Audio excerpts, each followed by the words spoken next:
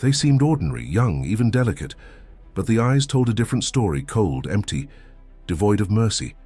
These were the women who terrorized thousands, who tortured the innocent, who watched children starve and laughed while doing it. And when the world finally caught up with them, they faced a reckoning so public, so chilling, that even hardened soldiers turned away. This is the untold horror of the Bergen-Belsen female SS guards and the day justice arrived with a noose.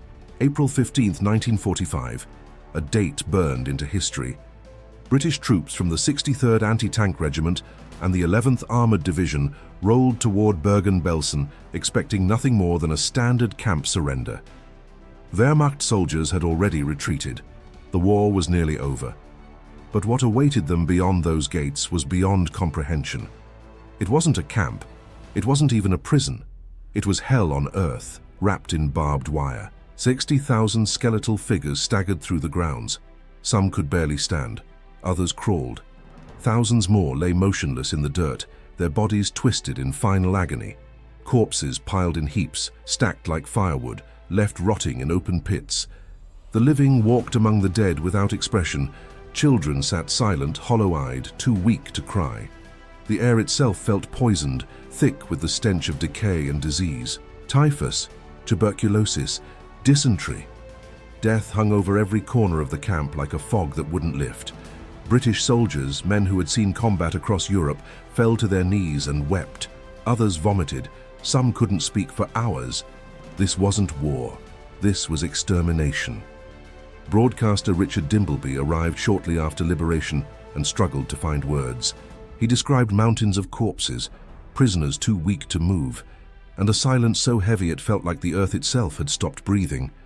His broadcast shocked the world, but even his words couldn't capture the full scope of the nightmare. Doctors were rushed in. Temporary hospitals were erected. Food and water distributed with desperate speed. But for tens of thousands, it was already too late. Hundreds continued to die every single day, even after liberation. Their bodies had been pushed beyond recovery. The British weren't just liberating a camp, they were trying to resurrect the dead. But there was another mission, one that burned just as fiercely. Find the monsters who did this. Bring them to justice, no mercy, no escape. The SS guards knew liberation was coming. Some fled. Others burned their uniforms and tried to blend in with the prisoners. They shaved their heads, wore rags, pretended to be victims. But the survivors remembered. They remembered the faces, the voices, the cruelty, and they pointed them out one by one. Among those captured was a young blonde woman, just 21 years old, sharp-featured, cold-eyed. Her name was Irma Grese. Survivors knew her well, too well. They called her the beautiful beast. Others whispered the blonde angel of death. She had served at Ravensbrück, then Auschwitz, and finally Bergen-Belsen. Everywhere she went, terror followed. She carried a whip braided with cellophane and a pistol on her hip. She used both with pleasure. Women were beaten for looking at her, for whispering, for crying. Grese selected prisoners for the gas chambers with a smile. She set dogs on children. She tortured for sport. Then there was Josef Kramer, the camp commandant. A man so detached from humanity that even in the face of mass death he felt nothing. No remorse, no shame, not even anger, just cold mechanical obedience. Survivors called him the Beast of Belsen. When British troops arrested him, he was calm, almost bored.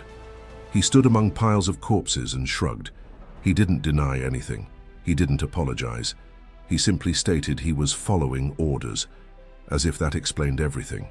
45 individuals were arrested in total, 25 men, 20 women. Guards, kapos, supervisors. Some resisted, most didn't. They were taken into custody and held under military guard. The British knew this trial had to be done right.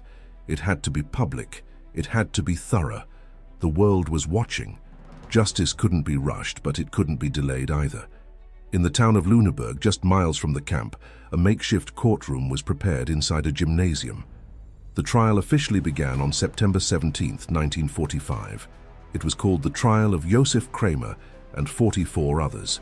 This was the first major war crimes trial held by the British after World War II. It preceded the Nuremberg trials by 2 months, and it set the tone for everything that followed. The accused sat in rows, flanked by military police. Some looked defiant, others stared at the floor.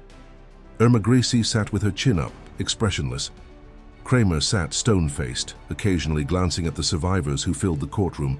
The charges were clear: crimes against humanity, murder, torture, willful starvation, systematic cruelty. These weren't soldiers following battle orders. These were people who chose to inflict suffering on the helpless. The prosecution was led by Colonel T.M. Backhouse. The defense was made up of 11 British officers and 1 Polish officer, all with legal backgrounds. Interestingly, the accused chose British counsel over German lawyers. Perhaps they believed it would make them seem more credible. It didn't. Over 100 witnesses testified. Most were survivors, men and women who had endured unspeakable horrors. Their testimonies were devastating. One survivor described how Greece beat a woman to death for stealing a crust of bread. Another testified that Greece personally selected their sister for the gas chamber, smiling as she did. A Hungarian woman named Ilona Stein recounted watching Greece whip prisoners until their skins split open, then stand and watch them bleed out in the dirt. Other survivors described roll calls that lasted for hours in freezing cold. Prisoners forced to stand naked, while guards walked among them, choosing who would live and who would die. Children dragged from their mothers, the sick left to rot in latrines. Medical experiments conducted without anesthesia. The evidence was overwhelming: documents, photographs, guard schedules, testimonies from other SS personnel.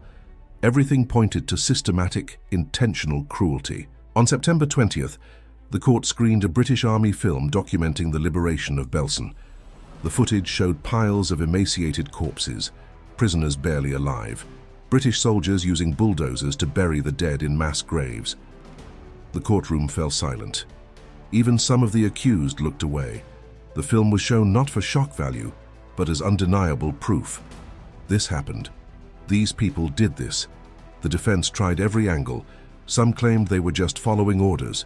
Others said they never personally killed anyone. A few argued they were forced into service. Kramer insisted he had no choice. He claimed that orders came from above, from Heinrich Himmler himself, and that disobedience meant death. Grese said she was just a telephone operator at first, that she didn't ask for the positions she was given, but the survivors' testimonies crushed these defenses.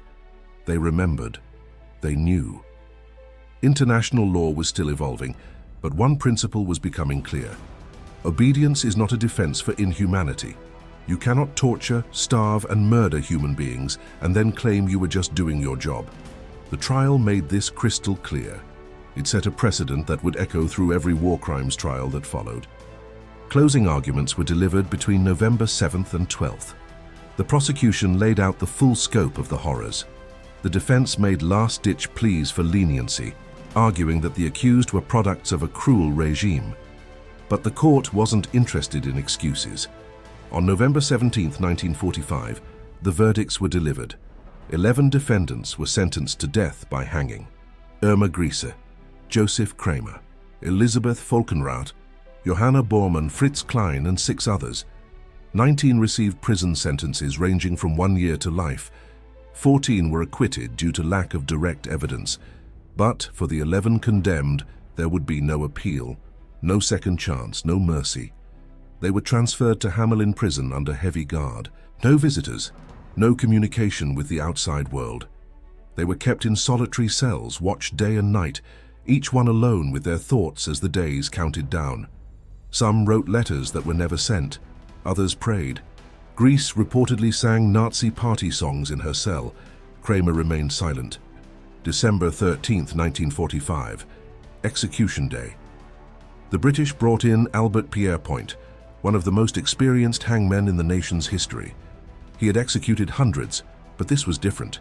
This was justice on a historic scale. The executions were conducted in a purpose-built room inside Hamelin prison.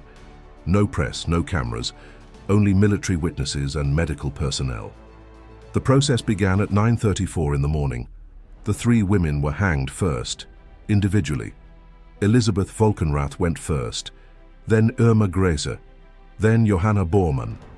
Grese had been sobbing in her cell earlier that morning, but when the moment came, she walked to the gallows without resistance. Some reports say she was calm, others say she had to be restrained.